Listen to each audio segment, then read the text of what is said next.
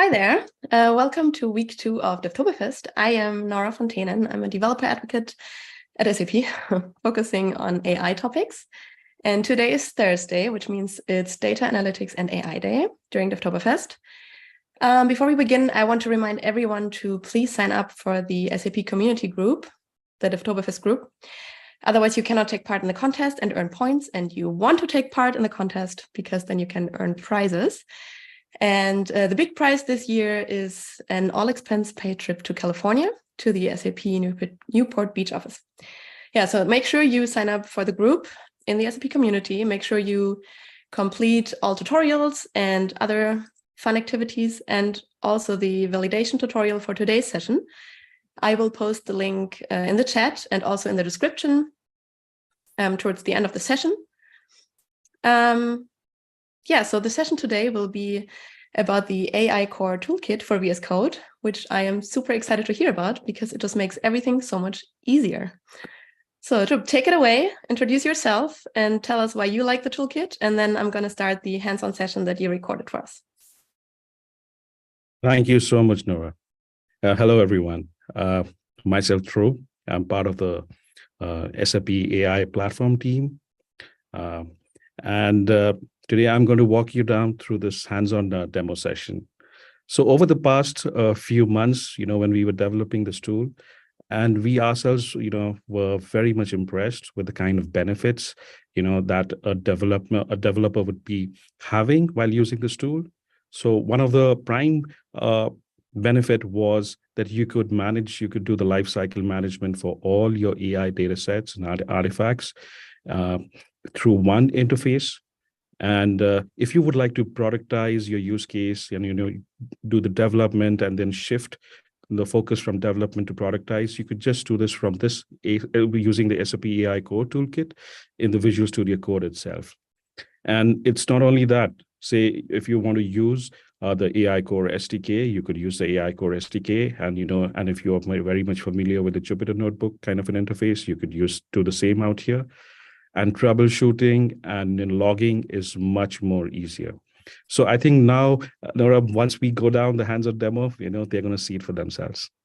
Yeah, thank you so much. I'm really excited to share it now and learn about it. Hold on. There we go. We are going to run through this demo by productizing an AI use case through SAP AI Core using SAP AI Core Toolkit. First, we're going to run through the installation of the extension in Visual Studio Code. After that, we're going to go through the scenario of how to onboard to AI Core through AI Core Toolkit in Visual Studio Code. We're going to go through a training of a model in AI Core using the AI Core Toolkit. And then we're going to go through the serving through AI Core Toolkit. Thereafter, we will be running through the features of AI Core Toolkit. So for those of you all who do not know what the AI Core Toolkit is, so the SAP AI Core Toolkit is a Visual Studio Code extension for SAP AI Core. And it allows you to develop solutions for your use case and leverage AI capabilities directly from the Visual Studio Code. So for people who are not aware of what SAP AI Core is, so SAP AI Core is a service in the SAP Business Technology Platform that is designed to handle the execution and operations of your AI assets in a standardized, scalable, and hyperscaler agnostic way. So it provides seamless integration with your SAP solutions. And SAP AI Core supports full lifecycle management of AI scenarios. So the first thing that we need to do out here is do an installation of the AI Core Toolkit. So for installation, we go to the Visual Studio Code extensions, and out here we give a search for AI Core. And if I select on SAP AI Core Toolkit, you will see the extension out here. The installation is very simple. Like any other extension in Visual Studio Code, you just click on install and it will install the AI Core Toolkit. And if you want to go into the details, you just click on the details of tab out here, and this should show you, the introduction, and also it gives you the steps as to what you need to do and how you need to configure it. So once you are done with the installation of the AI Core extension, Toolkit extension, you can just click on the SAP AI Core Toolkit, and it should take you to this particular window. Now this is your workspace window. So in this particular demo, what we're going to try and do is we are going to try and productize a very simple AI use case of a house price prediction in SAP AI Core through the AI Core Toolkit. So the way that we're going to do it is, first we're going to do the onboarding, and then we're going to do the training and the serving. So for the onboarding, the first thing that we need to do is we need to create a connection to SAP AI Core. So you click on create connection, and this will ask you for a connection name. So in this connection name, you can put any connection name that you wish to. So here we're putting a connection name such as house price. And this gives you this will take you asking you for an auth URL. So in order to find the credentials for this auth URL, you need to subscribe to AI Core service in the SAP BTP platform. So we will just show you as to how you can subscribe to a free tier for SAP AI Core in the SAP BTP platform, and how you use those credentials out here to create the connection. So in this particular screen that you see is the SAP BTP cockpit. So if you have a global account and if you have a subscription to the SAP BTP, you should be able to come to the service marketplace out here. In the service marketplace, you'll see something as SAP AI Core. So in this particular demo, we have already subscribed a free tier for this particular demo. So once you click on SAP AI Core, you should see something as service plan.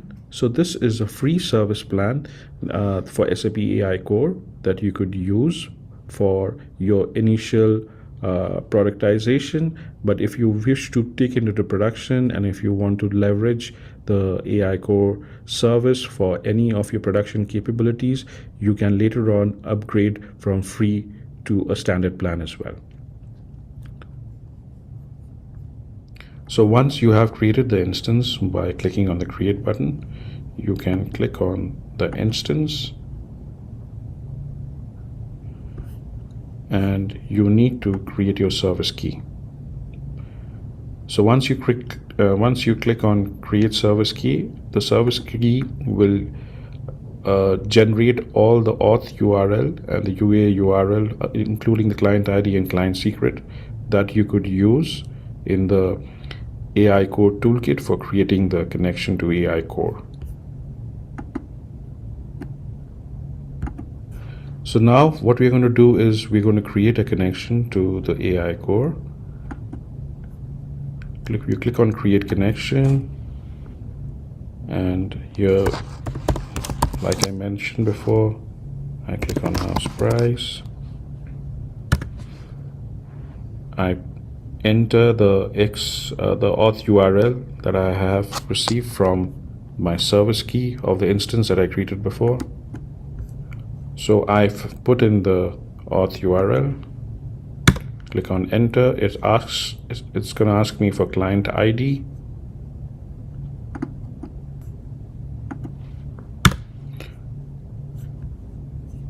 I need to put in my client secret. I've already entered my client secret, and now I'm going to put in the AI API URL.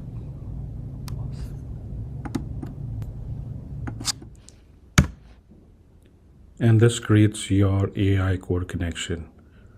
So essentially, this can be used as your local workspace. And if you were to expand this particular connection, you'll see two categories out here. One is the admin operations, and one is for ML operations. So for our onboarding, what we are going to do is we are going to try and configure each of these things in the admin operation sections. That includes the Git repository, the applications, and the Docker credentials. So for configuring your Git repository, you right click on register Git repository, and you need to enter your Git repository URL. The moment you click on enter, it will ask you for the repository name. And in this case, you can just, mention the repo that you have created out here, which needs, in this case, I have created house.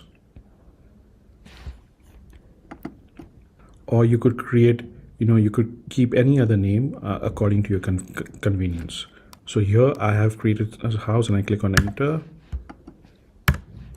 And then you need to mention your Git password.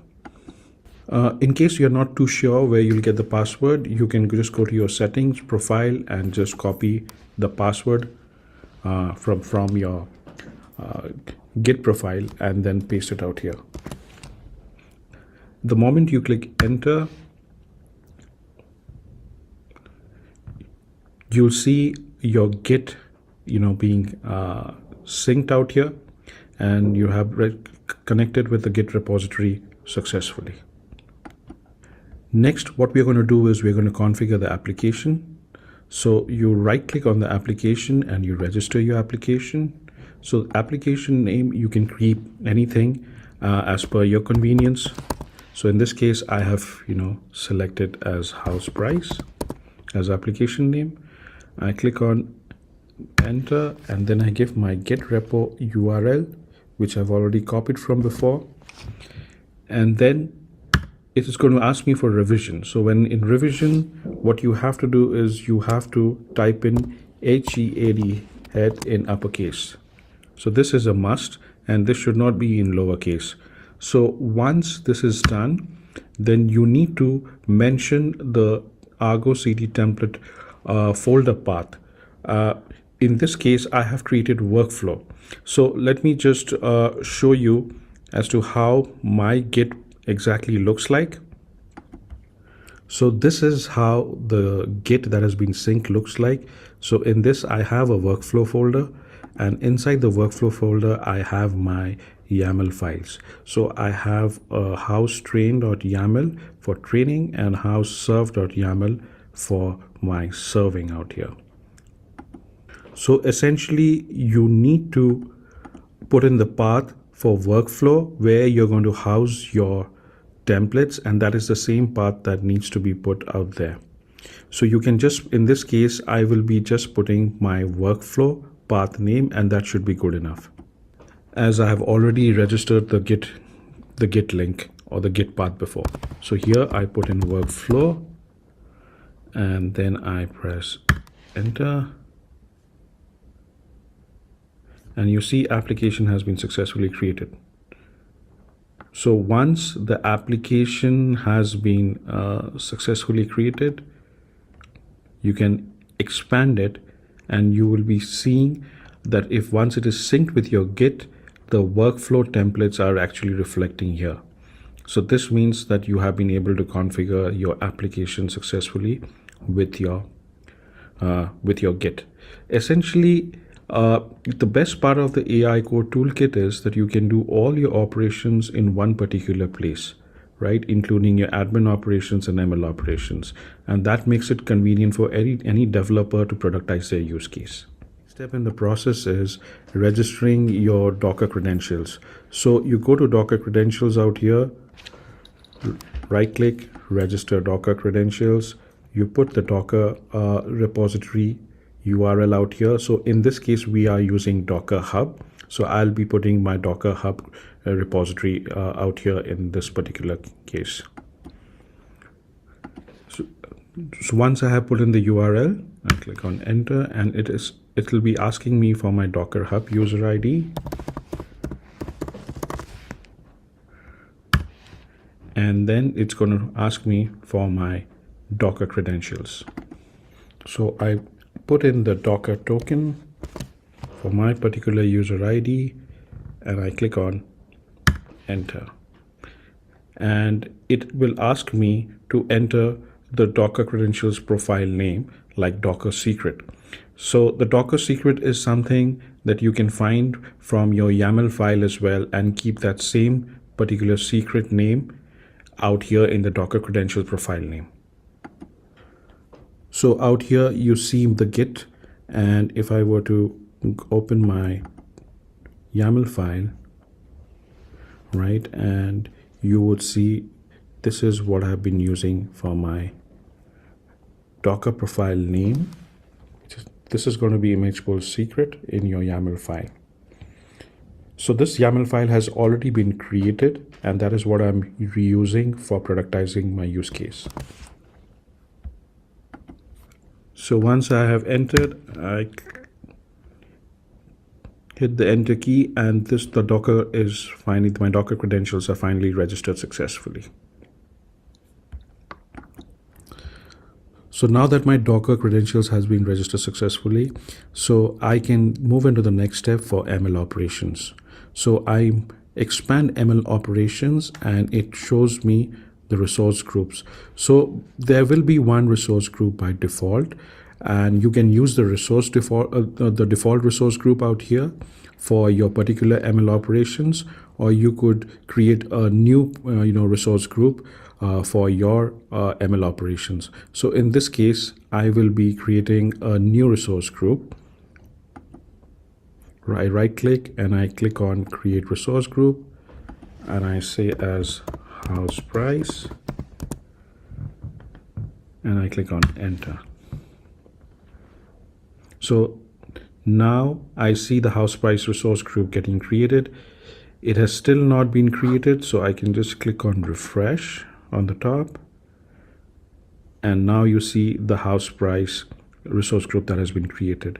So once I expand the house price resource group, you will see inside the ML scenarios, the object store credentials that are supposed to be used for that particular scenario, and all the scenario artifacts. So these three options reflecting for you successfully. So in the next step, what I'm going to do is I'm going to expand the ML scenario. And now if you expand the ML scenario, you see something as house price tutorial that is reflecting out here. So the question might, you might start wondering, where did the scenario come from? So this scenario has come in from the training YAML file in the workflow folder that I had shown before. So essentially, it pulls up whatever scenario name that you have put into your YAML file.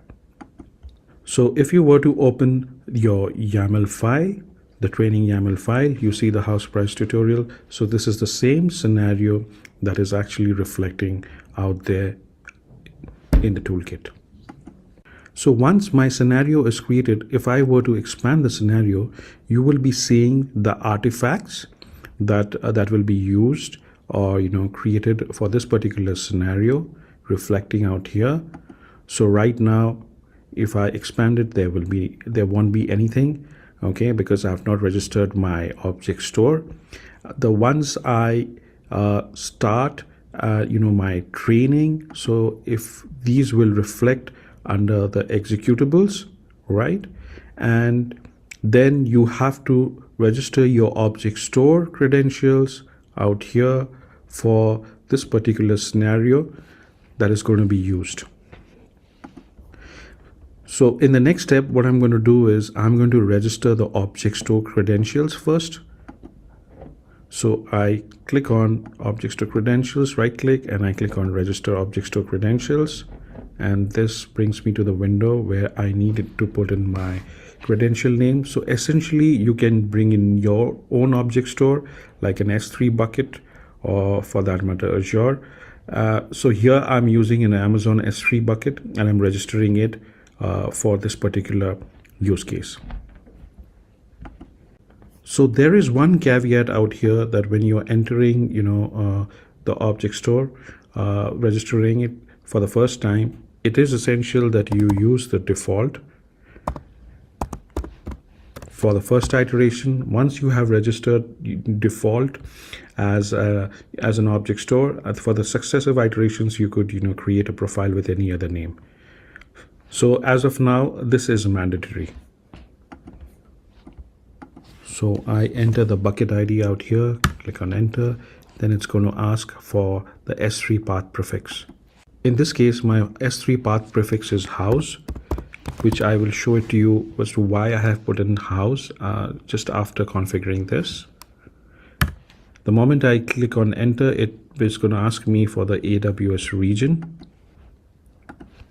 So here I'm putting in the values that I'm using for my object store, and my default object store credentials have been created.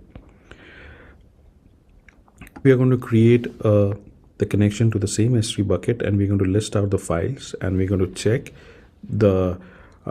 whether the house that we created in the object store credential as the path prefix path that is listed out here or not.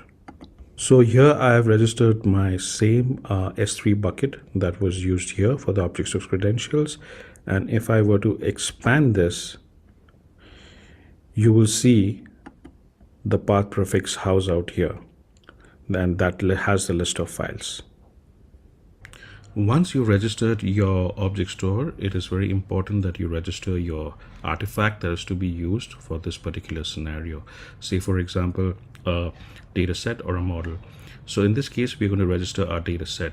So you go to artifacts, you right click, create artifact.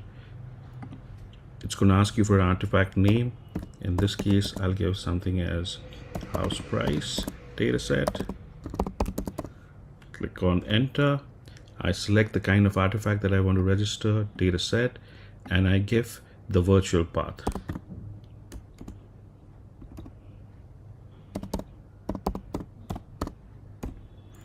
So the moment I click on enter, it's going to register my dataset that is to be used for this particular scenario. In this particular case, I've already registered the artifact, hence I'm not going to go ahead and click enter. So once your artifact is registered, this is how it's going to reflect like once you expand your artifact. So in this case, you see the artifact dataset is already registered, and that can be used for this particular scenario. The next step in the process is to create a training configuration. So this is a prerequisite before you start training and generate the model. So in order to create a training configuration, you just need to right click, create training configuration. In this case, it is going to ask you for enter the configuration profile name. So you could put anything for your reference. So in this particular case, I can say house train 2 and click on enter. It's going to ask you for the scenario version ID. Now in this case, the scenario version ID, if you're not too sure, you could just refer to your YAML file, the training YAML file, and you will find what is the scenario version that you are using there, and you could use that particular version. In this case, I'm using the scenario version 2.0. So I will be referring to 2.0 out here. And then the house metric strain is your scenario executable ID. So if you were to go back to your YAML file, you could actually find out that this is your executable ID, the house metric strain that you're using. Please note that the executable ID needs to be unique across a scenario, and if you're using the same AI Core instance, it is advised not to use the same executable ID for multiple scenarios. So in this particular case, I select house metric strain, and once you have selected that, you need to select your data set, and if you have registered your data set in the artifact section correctly, you will see that the data set reflecting out here, and you could select it. So it could either be a data set or a model. So say for example, if you created a model somewhere else and you want to just register your model, you could do the same as well. Now once you've done that, here for this particular scenario, I select a DT max depth of 25, and then I click on enter. Now, once I get the acknowledgement of configuration created successfully, if I were to expand this, I will see a house pricing house train 2 that has been created out here. So the one house pricing 1 had been created before, and this is house train 2 that has been recently created. And the moment I expand it, I would see the executions. So execution is a runtime instance of a training workflow. Now, when I expand it, I will not see anything inside executions because I have not started the training. So you could just right click and click on start execution. Now this execution is going to spin up the pods and the background, and your training is going to happen. So I'm going to show you a training that I have already done before. And if I were to expand this, you would see that execution that was completed successfully. And once the execution that has been instantiated, you would see the status of the particular execution that has been completed. And once an execution has been completed successfully, if you go back to your artifact section, you will see the model also getting generated. So in this particular scenario, I had run this particular execution successfully, and this generated the house model. So now that I have generated my model, so the next step for me is to create a serving, a deployment URL that I could use for inferencing. So in order to do that, I need to create a configuration for serving. So I go to serving configuration, I right click on it, and I create a deployment configuration. So the moment I create a deployment configuration, it gives me an option to enter my configuration profile name. So in this particular scenario, I could select as house pricing configuration, or I could just keep it simple, house pricing. Click on enter, and then it gives me, it's going to ask me for the scenario version that I need to use. So in this particular case, what I can do is I can go back to my workflow folder. I could go back to the workflow folder and check the serving.yaml file. In the serving.yaml file, you could see the version for scenario that I'm using is 1.0. So here I'll be selecting 1.0, and then it's going to ask me for the scenario executable. So if I were to go to the scenario, to the work serving.yaml file once again, I will see with the serving executable with the same name as server pipeline. Make sure the names, the executable IDs are unique and not duplicate. So this is what a prerequisite for AI Core itself. So in this particular scenario, I select server pipeline, and then it's going to give me the option for the model that I created. So this is the same model that I could see in the artifact section, right? And I select the model, and then I enter the value for the input parameter. So say just to give a validation whether this has been completed successfully, I could just give hello, and then I just give an enter to confirm. So my configuration has been created successfully. And if I were to expand the serving configuration, I could see the serving config file that has been created. I expand it and I see the deployments option. Now, when you expand the deployment out here, you will not be seeing the deployment URL. So the option right now is to right click on it and start the deployment. So here I could mention the number of minutes that I want the deployment URL to be live, and if I want it for a longer period of time, for an indefinite period of time, I could just select enter, and this will start my deployment. So you see that this is getting instantiated out here right now. The status is unknown, so I right click on it and I can just click on view deployment details. So the moment it gets the deployment is successful, this unknown will change into running, and thereby you could also see the deployment URL out here itself that you could use for inferencing.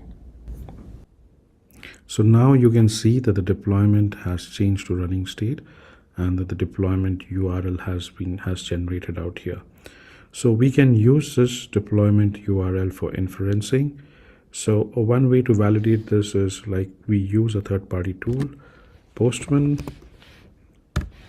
and I take this particular URL and I paste it out here, and then I give v2 predict, and then I send for inferencing, and you will see the results out here.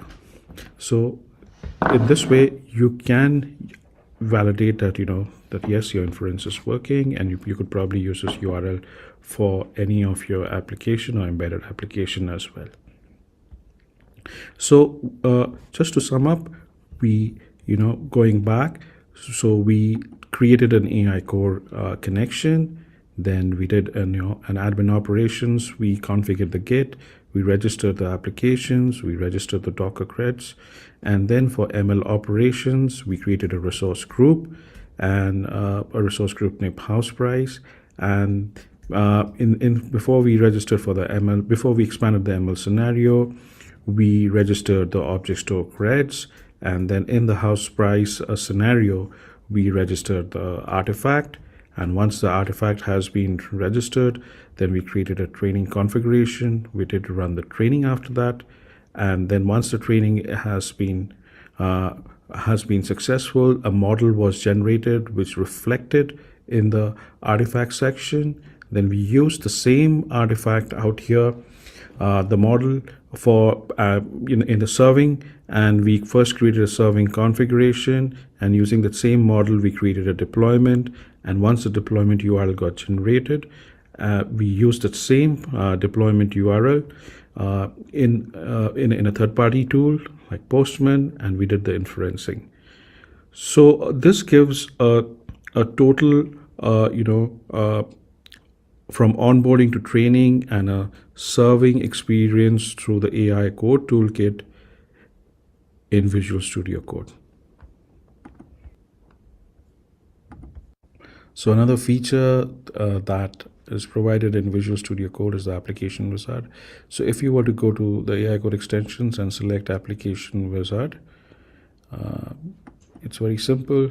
You could just go ahead and create and install it, and you also get to see the requirements, the version that is needed for there. And once you've installed, you could just press Command Shift P, and you could just open Template Wizard. Now this is a generator that is going to generate code and workflow templates and serving templates for you. You wouldn't need to do the coding all by yourself, and you could use those ready-made templates. So here I select AI Core and select Start.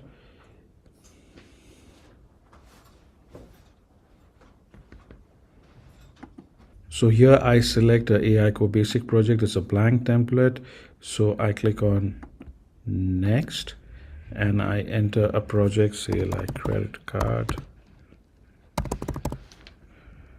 classification, and I can select the list of templates. So if I want a training template or a serving template, I could use any of these, and it's going to generate the code for me. For both the templates, if I select both the templates and click on Next, it gives me an option to select the resource plan. So if I have a huge training, I could select training LGPU, but in this particular case, I'm just going to select starter CPU core and click on Next.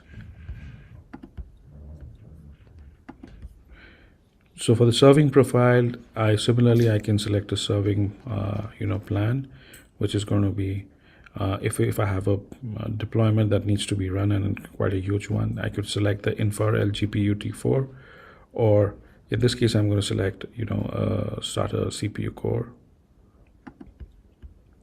If you want to add auto scaling, you could select yes, and I click next. And here I can put in the Docker URL, and I need to put the Docker org or the user name, and I select next. Now this creates, the files have been generated and it's in this folder path. So if I were to go to this folder path, I would see the credit card classification getting created. So in this case, I had a workspace house price local. So if I were to expand this, you would see the template that is getting created out here, credit card classification. So if I were to open pipelines out here, you would see the notebook that is already created and that you could reuse. And you also have the options of just entering your AI core creds JSON. Just enter the credentials from the key from BTP, and this should automatically get incorporated into the notebook. So similarly for your S3 bucket, you could just put it, and then you could just run the notebook, and of course inputting all the resource group, the GitHub name, the GitHub username, password, scenario ID, the Docker URL, and the Docker image that you want to reuse, and you could just rerun everything using AI Core through the AI Core SDK. The workflow templates that we generated will be visible in the workflow folder. So you could just expand the workflow folder and you will be able to see the training template and the serving template. So these are the same templates that you could upload in the GitHub and that I had shown before, and you could modify according to the scenario, and they will be pulled in once the application is synchronized. So I hope this gives you a very good understanding as to how you could leverage the Visual Studio Code for AI Core using AI Core SDK, as well as how you could use the AI Core Toolkit extension and productize your use case. I hope that you've had a good understanding of AI Core as a product and how it can be used through AI Core Toolkit in Visual Studio Code with the help of this demo. We've put in the entire exercise, the demo exercise, in the developers.sap.com under the tutorial section. The link is also shared along with this demo. You could just leverage this tutorial and you can do the hands-on using the Visual Studio Code AI Core extension.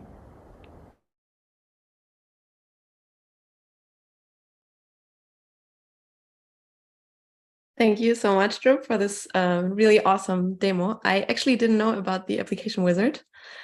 So that just makes my life a lot easier, because before that I was always creating the YAML files myself. Could you answer one question in the chat? Because I honestly don't know how much it's limited. I do know it's limited. And the question is, should I assume the list of plans will be limited for the free tier then? Yes, that is correct. Do you know which one? It's probably just like the small free tier. views. For the free tier, you just get the basic plan, and it's only when you upgrade to the standard plan that's when you get access to all the plans that are there, including the GPU plans. Okay, cool. Thank you. And also, maybe we talk about the YAML files again for a second. Why do you need them? What information is in them? And what other templates are there on AI Core? Right. So Argo is like an open source, workflow. It's an open source project that the developers could use, on top of Kubernetes to develop parallel pipelines, right? And so what the reason why we are using Argo workflow templates is so that we could do the training, and we could do parallel jobs of training out there in the SAP AI Core using the Kubernetes engine, right? And we could also do the serving out there. So we have generated the templates through the workflow generator so that people do not need to know much about Argo and they can just modify it. But however, if they need to know more about the parameters that can be used, I think Nora, you pointed out to the correct URL out there, which they could just leverage it and just get to know the more parameters. Yeah, I think that answered the question. If there's nothing else, I don't think there is. Yeah, then I just want to say thank you again for explaining the AI Core Toolkit to us. And also I want to remind the audience to please complete the validation tutorial so you can earn points for this session. And then you can move up in the game board, obviously, and also qualify for the prizes. Yeah, and if you haven't already signed up for the Devtoberfest group in the SAP community, please do so. And I'm looking forward to seeing you in the other sessions, and latest, of course, next Thursday for the other AI sessions. So thank you so much, and see you in the next sessions.